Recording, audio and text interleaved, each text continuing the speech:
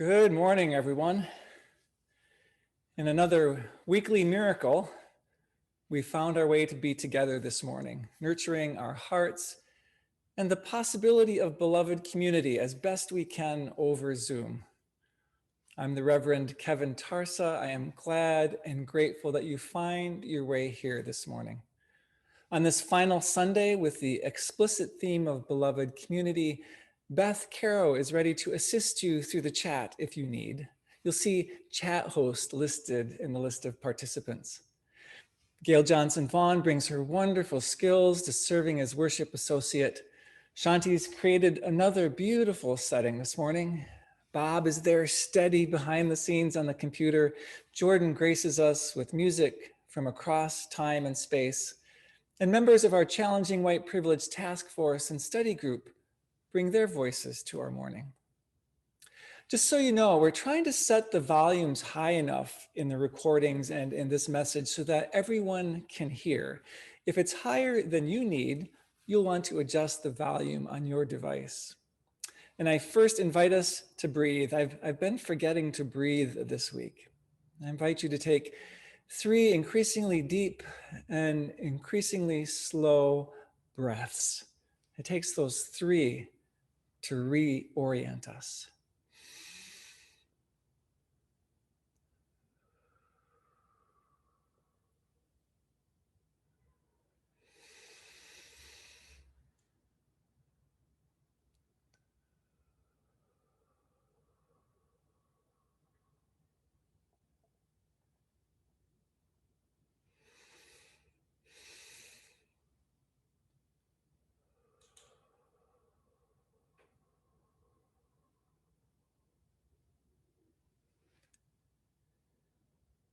May this time together feed your heart, your mind, and your spirit.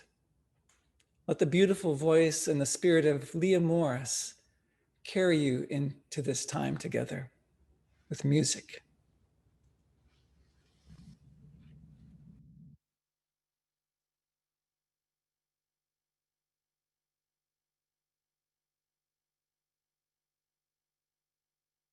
Morally, I was led to nonviolence because I felt that it was the best moral way to deal with the problem. We were seeking to establish a just society. And it was my feeling then, and it is my feeling now, that violence is certainly much more socially destructive, and it creates many more social problems than it solves. So I was led to nonviolence for deep moral reasons. And I turned to it because I felt that it was the morally excellent way to deal with the problem of racial injustice in our country. There is no freedom, the wise man said, let justice roll down when the poor cry out for shelter and bread. Let justice roll down like a mighty stream. Oh, children, don't you get weary? Walk together, believe in the dream. When the way gets rough, we'll make a new way. Let justice roll down like a mighty stream. Hatred will never drive out hate. Let love roll down, roll down. Remember, our hearts can make us great. Let love roll down like a mighty stream. Oh, children, don't you get weary? Walk together, believe in the dream. When the way gets rough, we'll make a new way. And let your love roll down like a mighty stream.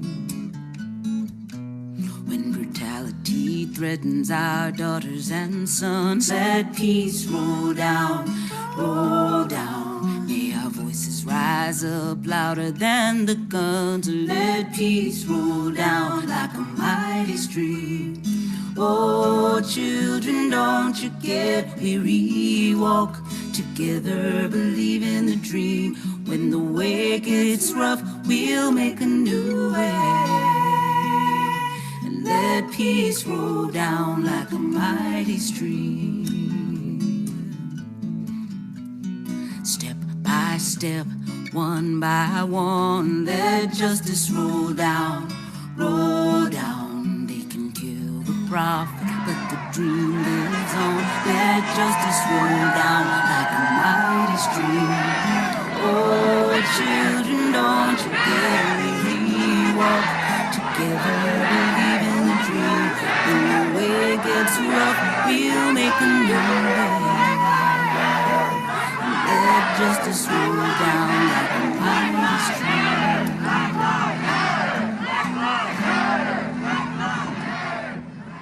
I turned to it because I felt that it was the morally excellent way to deal with the problem of racial injustice in our country.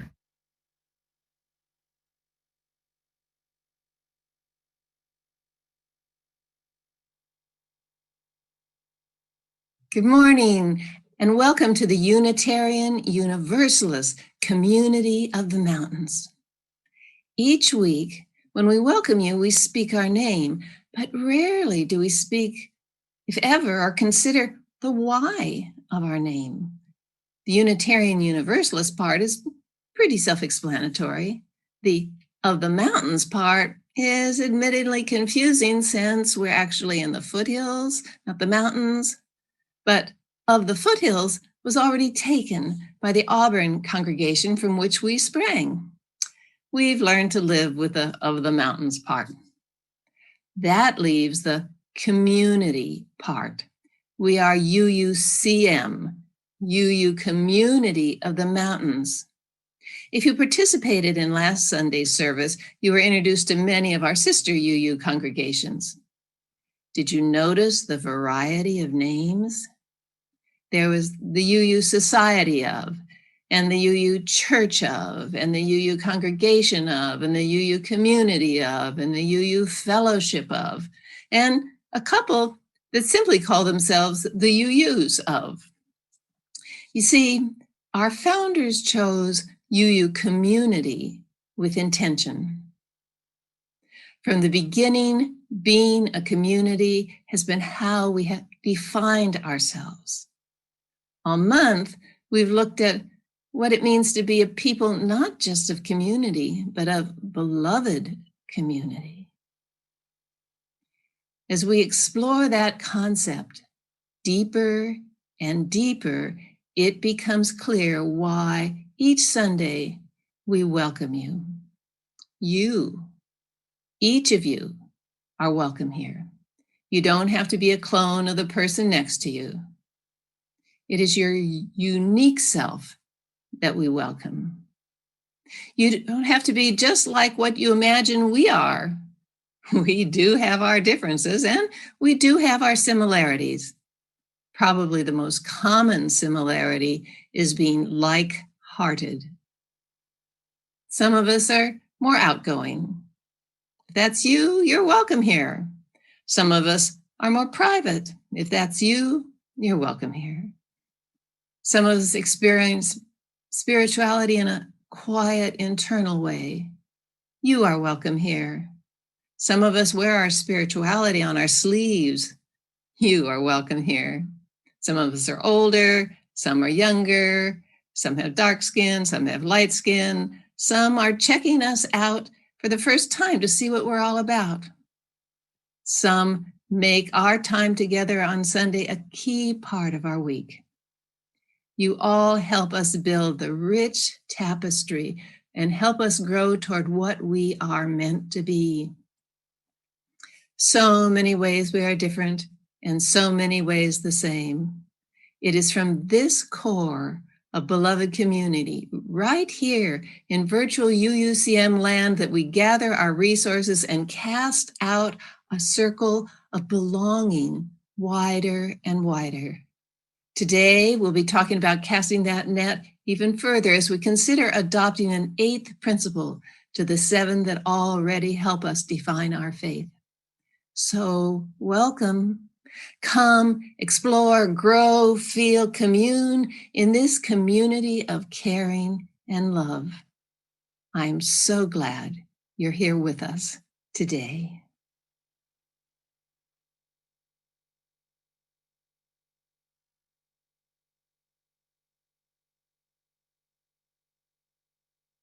These words were written by Jennifer Grayson.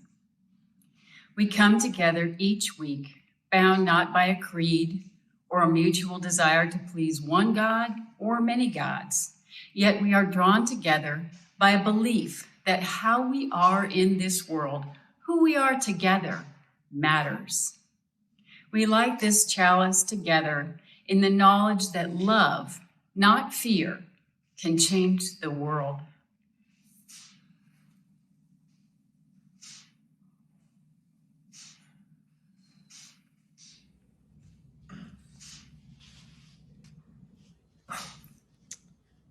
I invite you to light your chalice at home as I light the chalice here at UUCM.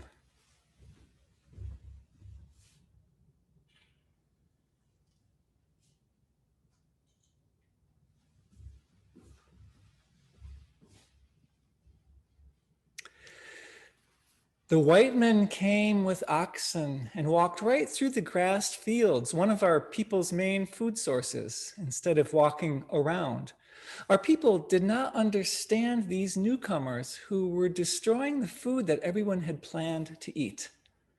Richard B. Johnson, local tribal chairman.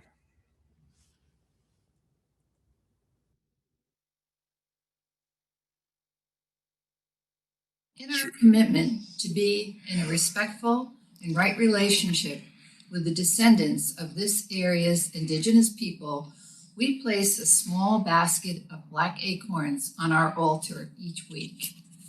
In doing so, we remind ourselves and acknowledge that the Nisenan people are still here among us today, though nearly invisible. That we are on Nisenan land that was never ceded, and that the original tribal families have yet to recover from the near genocide of their people. As residents or visitors in Nisenan land, let us support the Nevada City Rancherio tribe in efforts to stabilize their people, as well as their campaign to restore federal recognition.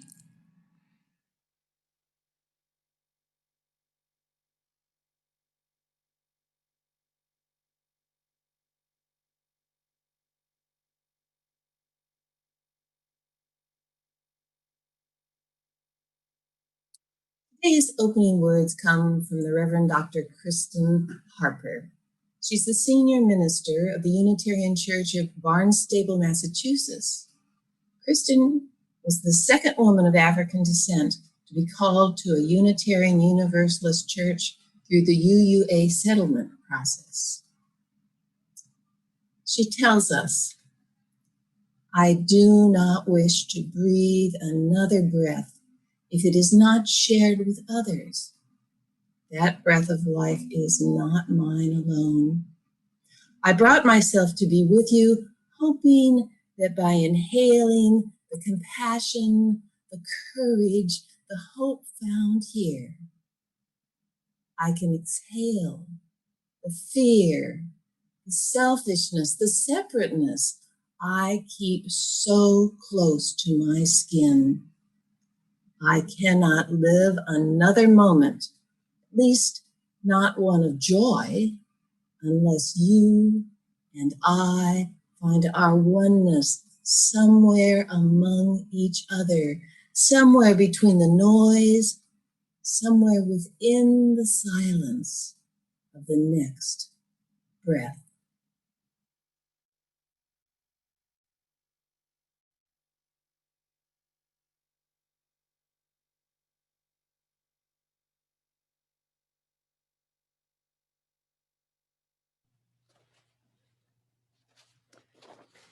When we're building community together, it's important to listen to what other people have to say, even if we might not want to hear it at first.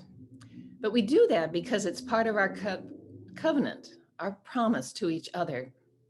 There are times when we need to hear feedback or news that causes us discomfort, but in hearing it and responding to it constructively with curiosity and humility, we can more easily go about building beloved community.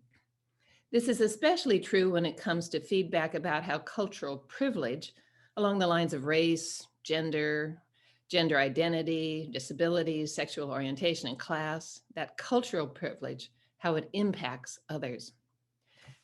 This week, we enlisted our UUCM Kids Connection group to act out an interactive story written by the Reverend Karen Johnston that demonstrates the many ways that people, adults as well as children, respond to feedback that might be uncomfortable to hear, some unskillful, but frankly not unfamiliar, and ending with one that affirms our covenant with one another.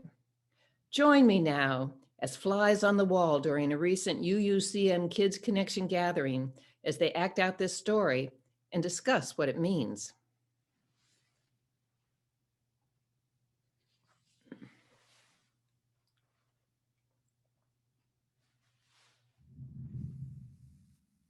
There's something on your face. Nope, I don't have anything on my face.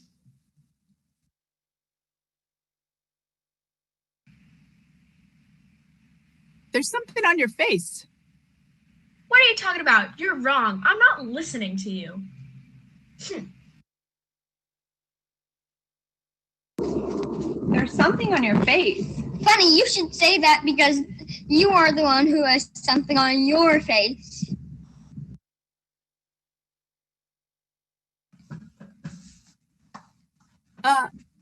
I think there's something on your face. I have something on my face? What's wrong with me? I'm going back to bed.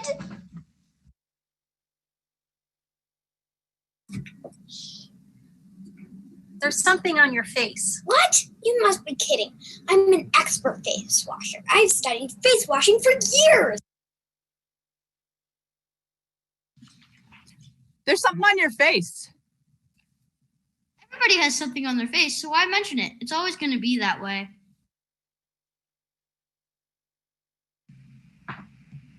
There's something on your face. How dare you tell me I have something on my face? I'm leaving your server right now.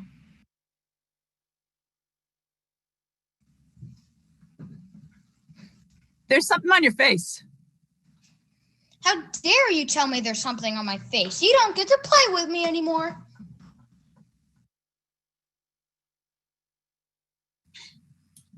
Something on your face. There's something on my face? Thank you for telling me. I've been washing it away bit by bit, but I guess some of it is stickier than I thought. I really appreciate you letting me know. Would you be willing to help me wash my face?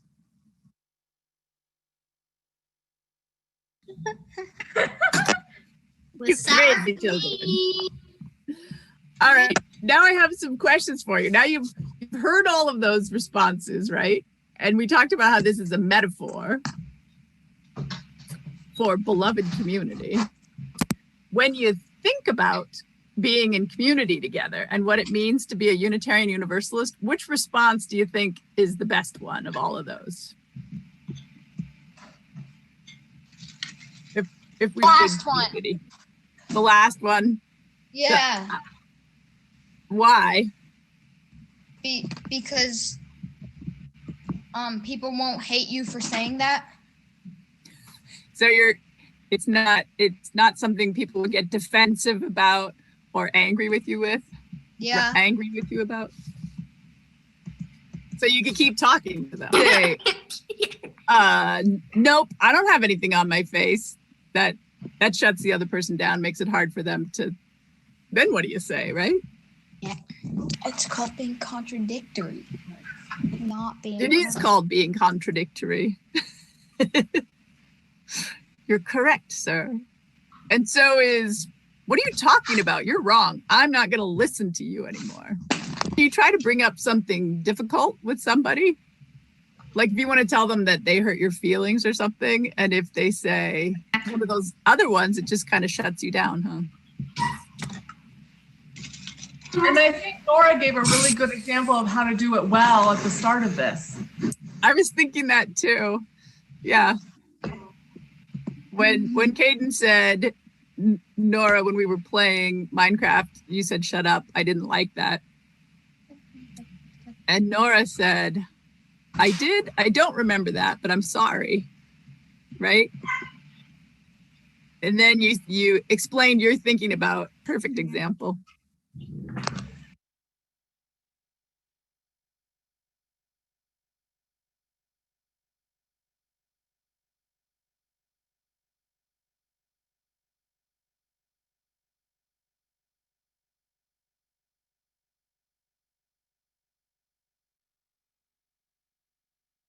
Marianne asked me to share with you my UU experience.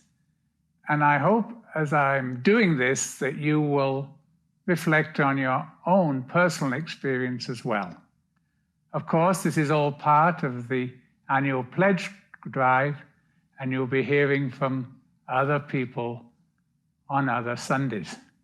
So Claire and I have been UUs now for over 40 years. So it's very much a part of who we are. I enjoy being part of this community. In the world, I run into many wonderful people, but I also encounter people who make me wonder what they are thinking, assuming they are thinking at all. So it's great to be part of a community of genuinely decent people. But as an aerobic instructor once said, this is not a spectator sport. Claire and I support UUCM financially, and I work to help with some of the technology challenges that we have in today's world. Let us all use the power of UUCM to make the world a more compassionate, sustainable, and just.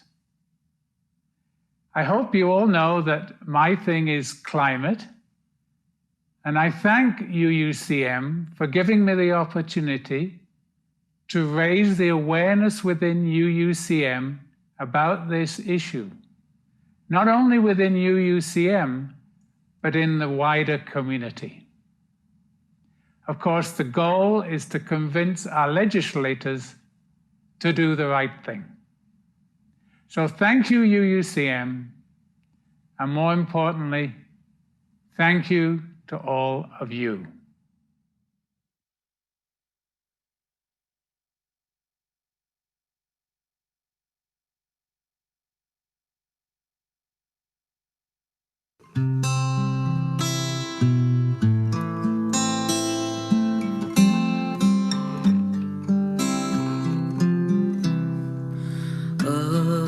Abide with me. Fast falls the eventide. The darkness deepens. Still with me abide. When other helpers fail and comforts flee, help of the helpless, oh, abide with me. Swift to its close, ebbs out life's little day. Earth's joys grow dim, its glories pass away. Change and decay in all around I see. O thou who changes not, abide with me. We need each other every passing hour. Channels of grace and life affirming path, faithful companions share this path with me. Through all our fears and hopes, abide with me.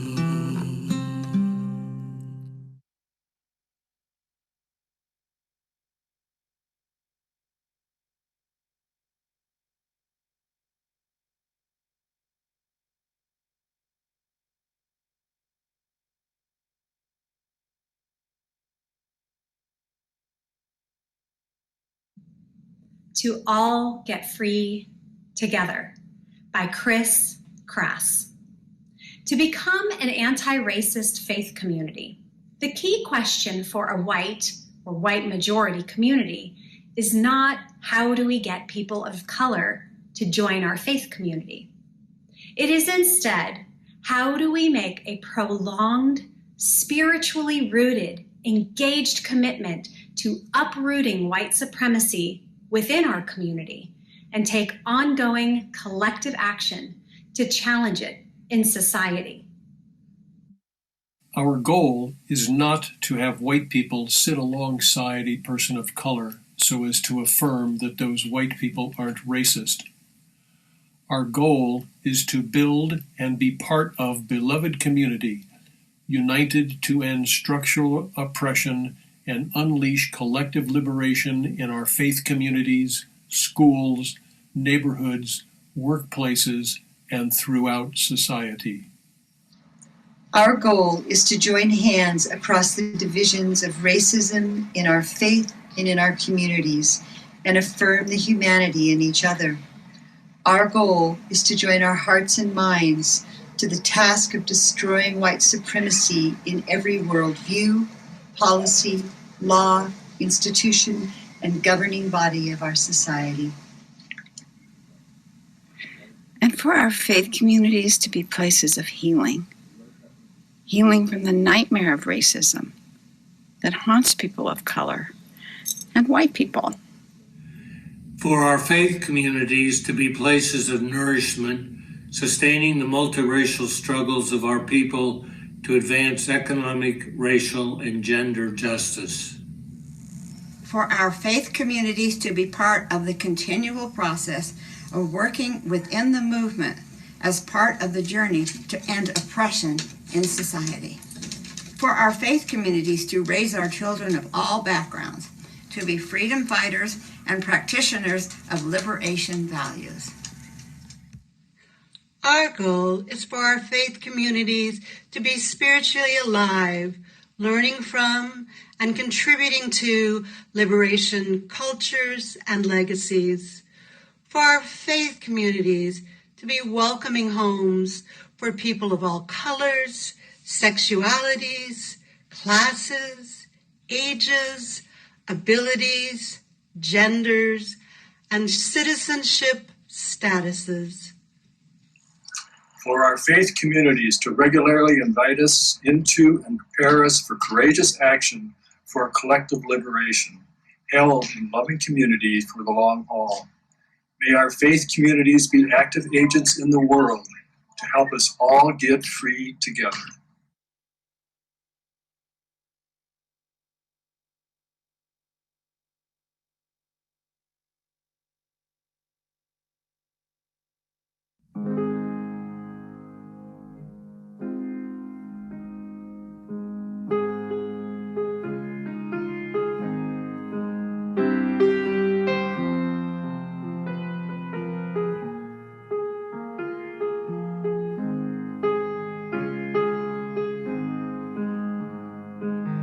Hush, hush, somebody's calling my name. Hush, hush, somebody's calling my name. Hush, hush, somebody's calling my name. Oh, my Oh my Lord, what shall I do? What shall I do? Sounds like freedom. Somebody's calling my name. Sounds like freedom. Somebody's calling my name. Sounds like freedom. Somebody's calling my name. Oh my Lord, what shall I do? What shall I do? Sounds like justice. Somebody's calling my name. Sounds like justice. Somebody's calling my name. Sounds like justice. Somebody's calling my name. Oh my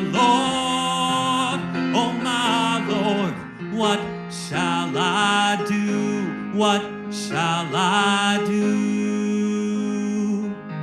Hush, hush, somebody's calling my name. Hush, hush, somebody's calling my name. Hush, hush, somebody's calling my name. Oh my Lord, what shall I do? What shall I do?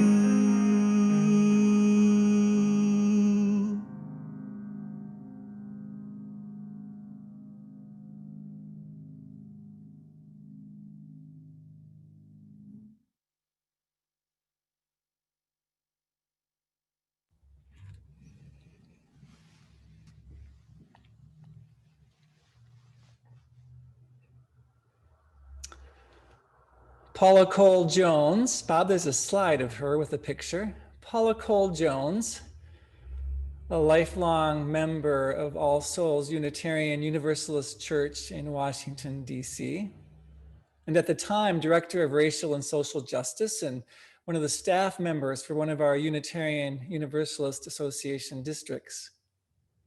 Paula realized, thanks Bob, that there were two different paradigms operating in UU circles. Two paradigms.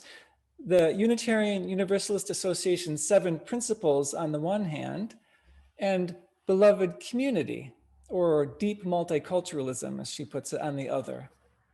And after working with congregations on these issues for over 15 years, she realized that a person can believe they're being a good UU and following the 7 principles without ever thinking about or dealing with racism and other oppressions at the systemic level.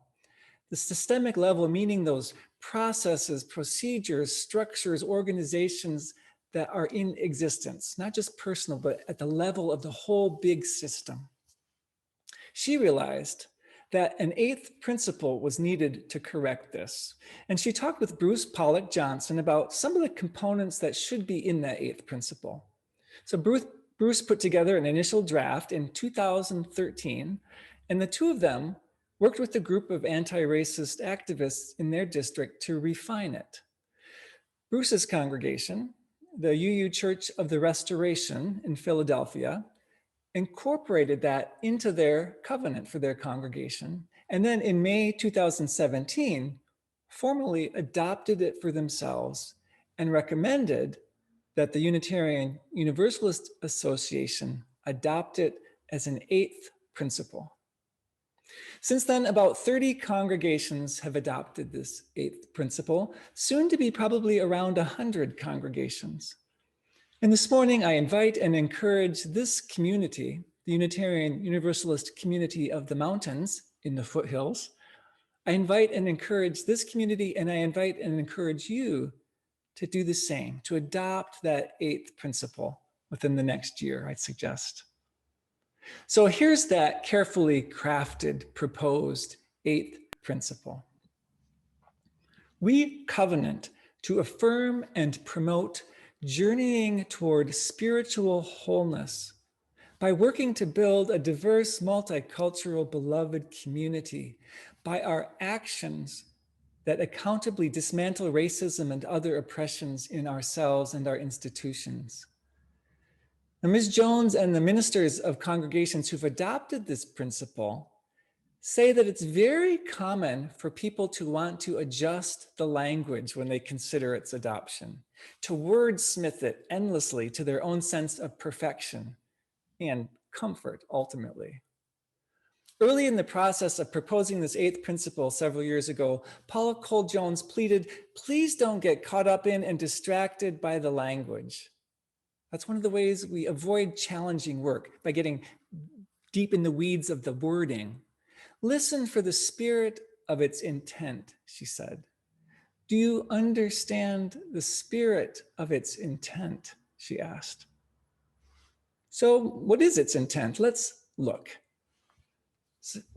As with the 7 existing principles, it begins with the language of covenant.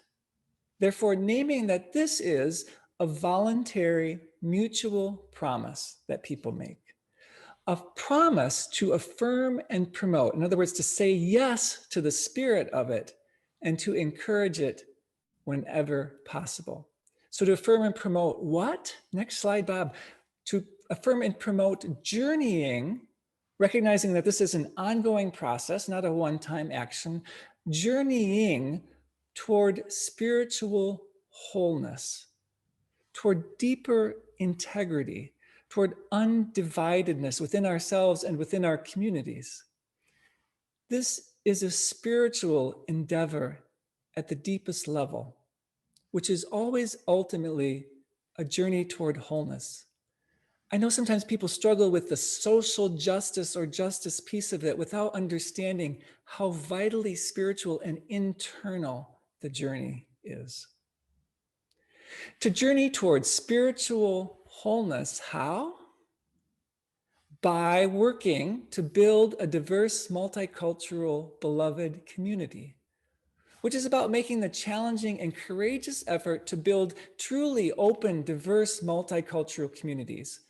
Not in order to have white people sit alongside a person of color so as to affirm that those white people aren't racist, as Chris Crass pointed out in the reading.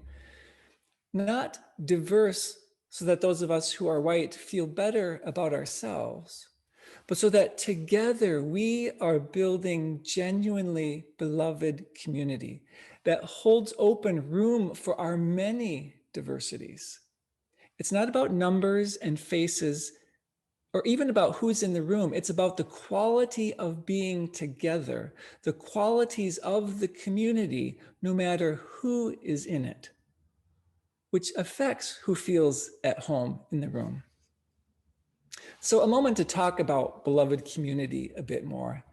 You may have noticed that beloved community in that 8th principle is capitalized. You may know that beloved community is a term coined by philosopher Josiah Royce, born right here in Grass Valley in 1855, in the midst of the gold rush. Royce was troubled by the extreme individualism of Walt Whitman and Ralph Waldo Emerson, the individualism of the Wild West, by the extreme individualism of gold rush greed, I expect, shaped by what he'd seen right here. The only way to be an ethical individual, he claimed, is to be a loyal member of a community. You can't do it on your own, he said. He wrote, "My life means nothing, either theoretically or practically, unless I'm a member of a community." Gail shared earlier the words of Kristen Harper. I do not wish to breathe another breath if it is not shared with others. The breath of life is not mine alone. I brought myself to be with you, hoping that by inhaling the compassion, the courage, the hope found here, I can exhale the fear, the selfishness, the separateness I keep so close to my skin. I cannot live another moment, at least not one of joy, unless you and I find our oneness somewhere here among each other, somewhere between the noise, somewhere within the silence of the next breath. Our loyalty to community, Royce believed, comes not from having a shared history and memory, but more importantly, from having shared expectations and hopes. In other words, we won't be an ideal community because of where we've come from. We'll be an ideal community because of where we're trying to go and how. Royce's beloved community is the most ideal community he could envision. As he put it, capable of achieving the highest good as well as the common good. When the Reverend Dr. Martin Luther King attended Boston University's School of Theology in the 1950s, Royce's beloved community was a very popular term there. In one of his first published articles, King wrote that the purpose of the Montgomery bus boycott was reconciliation, redemption, the creation of the beloved community. He wrote that the ultimate aim of the Southern Christian Leadership Conference was to foster and create beloved community, by which Dr. King meant a community in which everyone is cared for, a community absent of poverty, absent of hunger, and absent of hate. A key piece that Dr. King added to Royce's notion of beloved community is the need to build beloved community by attending to the social, the large, the big picture systemic obstacles that prevent its realization. On the website promoting the eighth principle, the authors describe beloved community this way. Beloved community happens when people of diverse racial, ethnic, educational, class, gender, sexual orientation, backgrounds, and identities come together in an interdependent mutual relationship of love, mutual respect and care that seeks to realize justice within the community and in the broader world. And how would such beloved community come about according to this proposed eighth principle? Let's see. It says that it will come about by our actions. By our actions, not just our words. Enough said.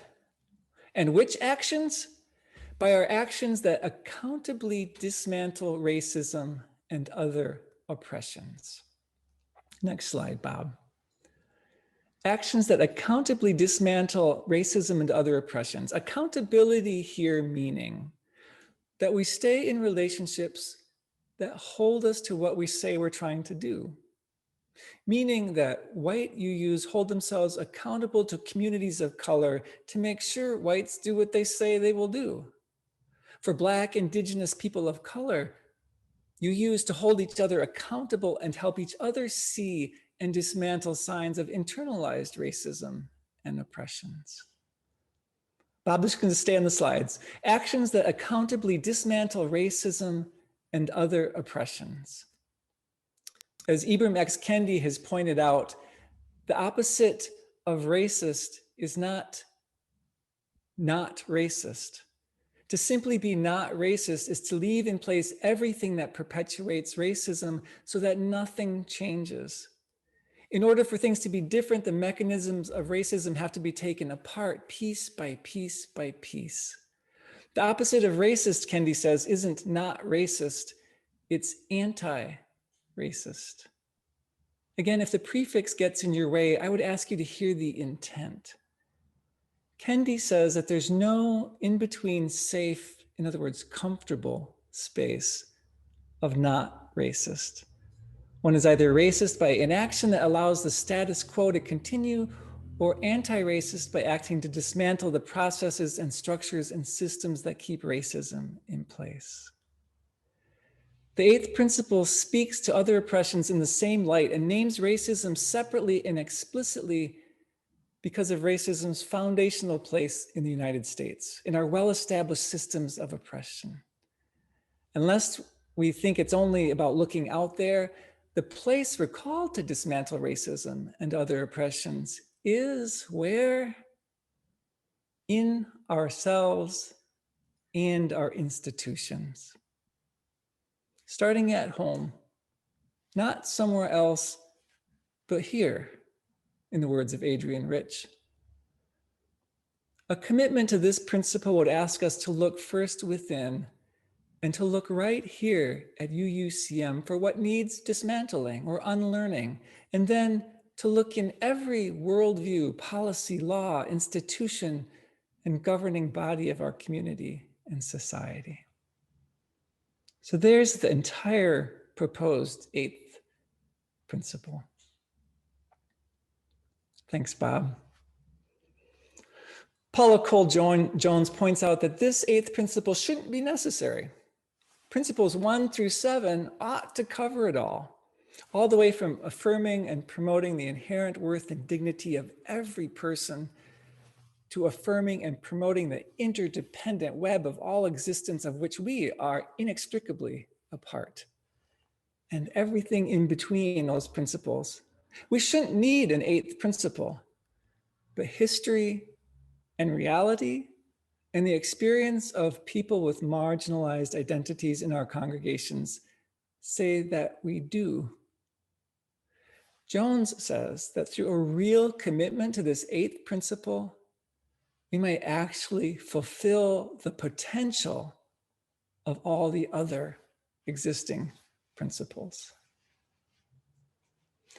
I expect that you can hear both the promise and the challenge in this proposed eighth principle. Those who've been working with it offer that adopting it is the easy part. As with all the principles, living it is the challenge.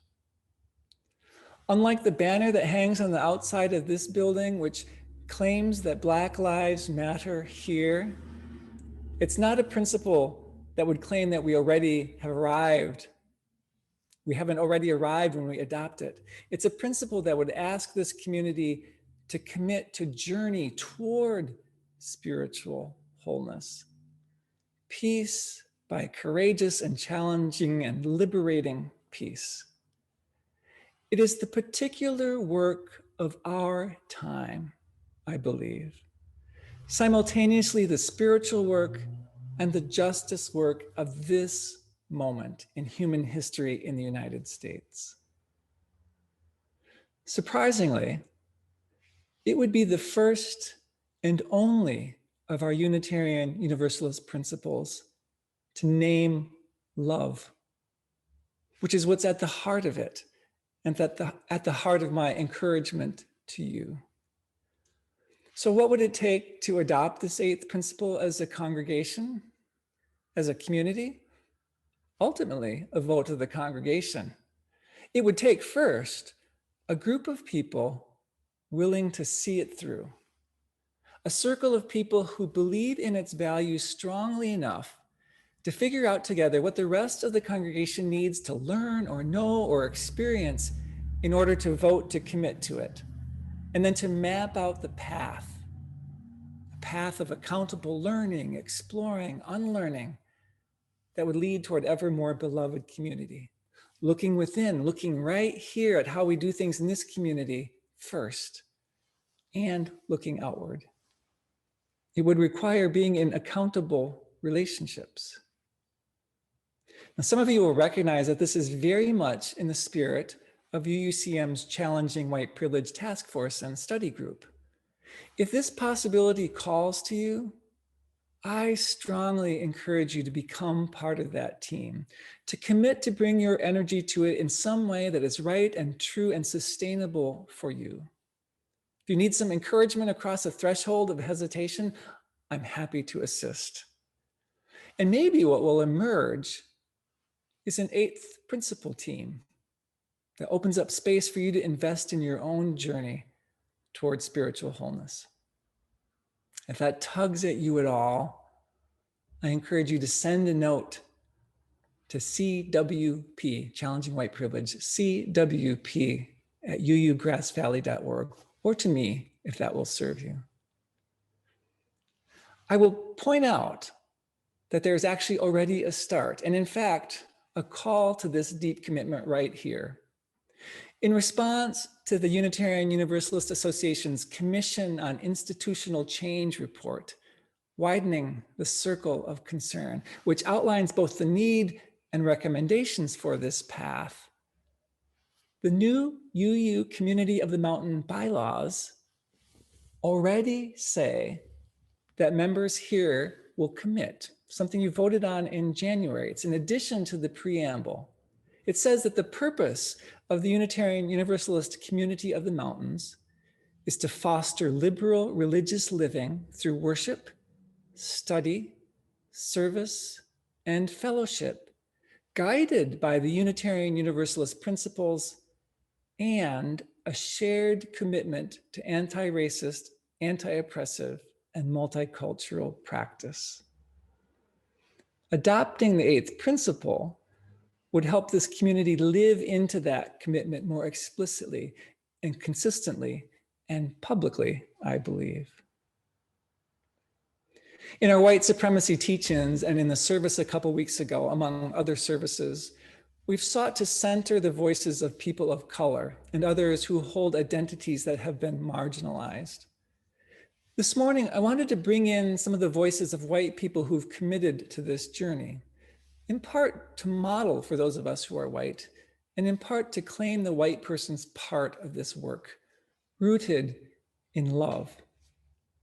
As Jennifer Grayson said, we are drawn together by a belief that how we are in the world, who we are together matters. We gather in the knowledge that love, not fear, can change this world. And to close, I offer the words of Unitarian Universalist and United Methodist theologian, Rebecca Parker.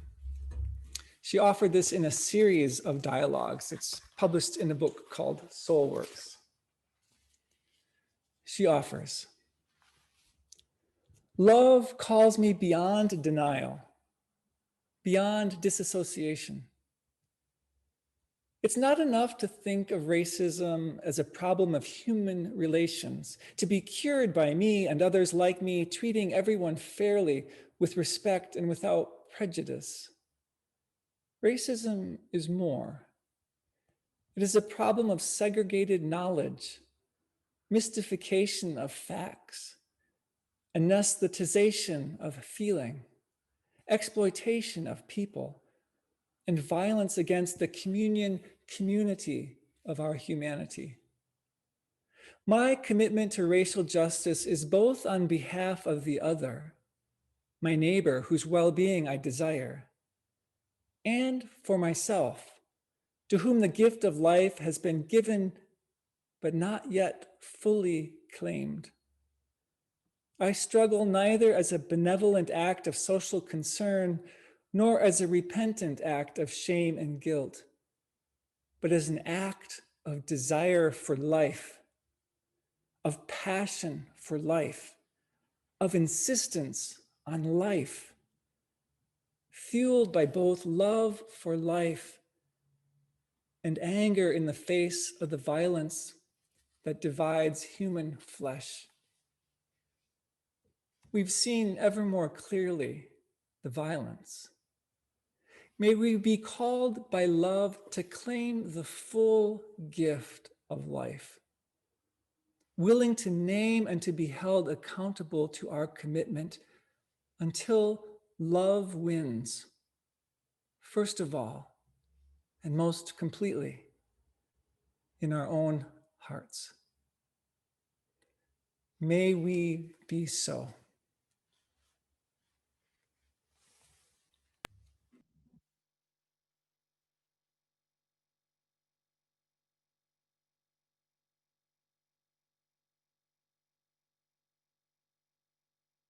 The work of our beloved community is not trivial. You and I are on an awesome mission to create a world more compassionate, sustainable, and just.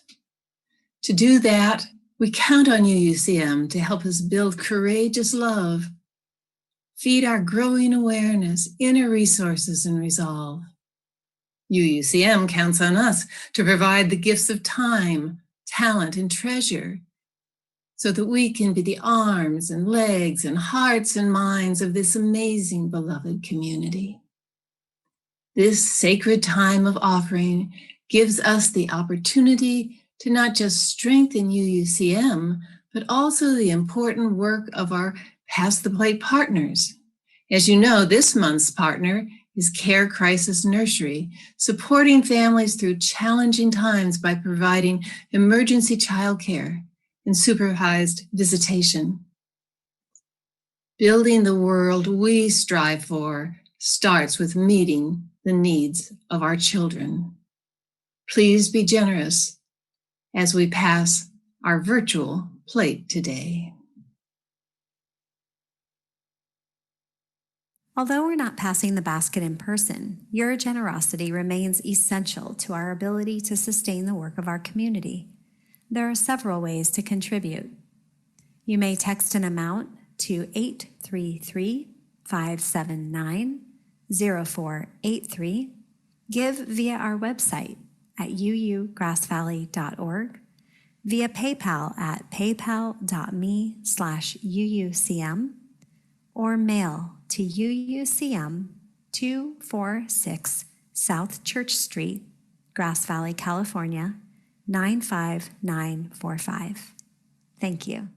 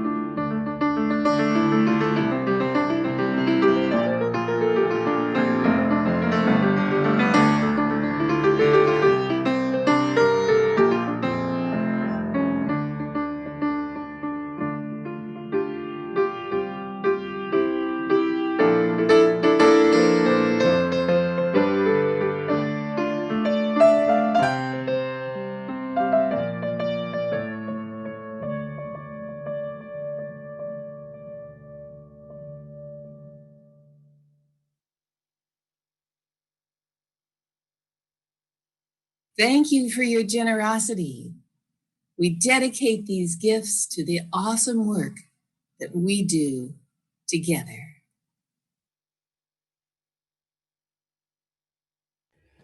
Thank you, Gail, for fabulous worship associating as always, Beth for hosting the chat, Bob for being patient and flexible with our electronic needs, Gail for extra editing. Thanks for all the extra work this week. Leah Morris is just such a gift. We've so appreciated her music, and Jordan this morning. We'll look for Chuck's drum playing on another Sunday. All kinds of readers today, Marianne and George, Gwen, Sue, I loved your animation, Wally, Jim, Allison, thank you so much for bringing your face and voice and heart to the morning. Lindsay for working with our young folks, Josephine and Keelan Johnson, Olivia Rivers Sampson, Caden, Jesse, Nora, with some help from Bob Miller's stewardship piece and some help in the earlier video from Jennifer Taylor Whiteman. Thank you, each of you. Thank you, each of you who helped this community be what it is, contributing in so many different ways. I invite us to sing together our commitment. When the Spirit says do.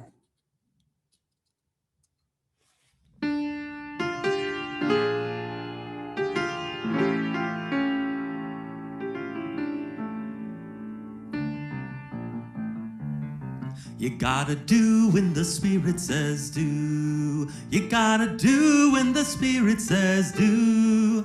When the Spirit says do, you gotta do. Oh Lord, you gotta do when the Spirit says do. Spirit says do. Spirit says do. Spirit says do. Spirit says do. Spirit says do. Spirit says do. Gotta hear when the Spirit says hear. You gotta hear when the Spirit says hear. When the Spirit says hear, you gotta hear, oh Lord. You gotta hear when the Spirit says hear.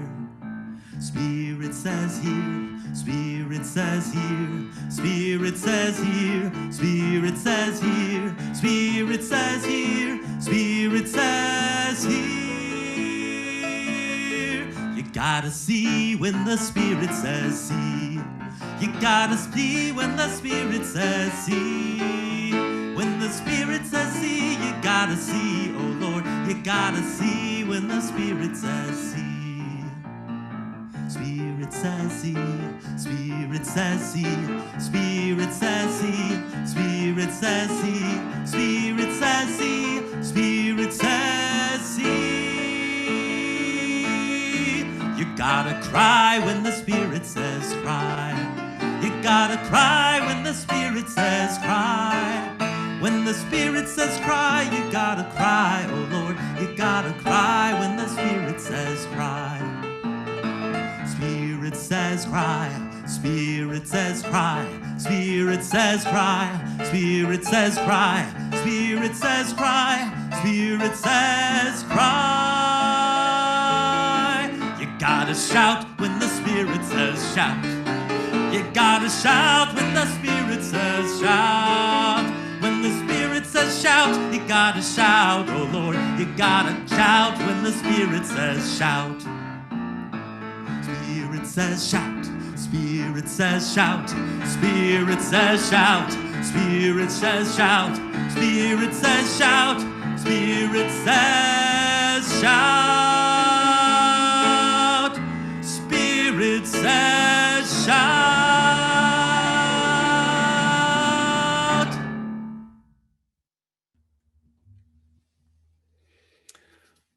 Our closing words are by a group of people who call themselves Enfleshed, a team of people who center justice-making and collectivity as inherent embodiments of contemplative, Christian-adjacent spirituality, they say. I invite you to take in their words and the spirit of them. Love cannot be bought or sold. It does not make a profit. Love does not hide from truth. Love dives deep. Love takes on flesh. Love is queer. Love is platonic. Love is erotic. Love is asexual. Love confronts evil. Love delights in pleasure. Love touches and weeps and flirts and feeds and creates. Love is risky. Love challenges systemic evil in all its forms. Love is simple, but not easy. Love is collective. Love rises up. Love apologizes. Love believes. Love corrects. Love holds accountable. Love pays reparations. Love heals. Love tells its story. Love embraces everyone, every creation. It knows us intimately. It holds us collectively. Love transcends every boundary that seeks to confine it. It will not tolerate violence in its name. It does no harm. It only sets free. In that spirit and heart of love, I invite us to share the benediction that sends this community forth each week so that we'll carry with us what we found when we're together into our week. Together, let us carry the flame of peace and love until we meet again. So may we be. If you didn't know, you can tell we're here on a street corner in the building. See you next Sunday, March 7th, with Wendy exploring the nature of commitment, our new theme for March, what it means to be a people of commitment.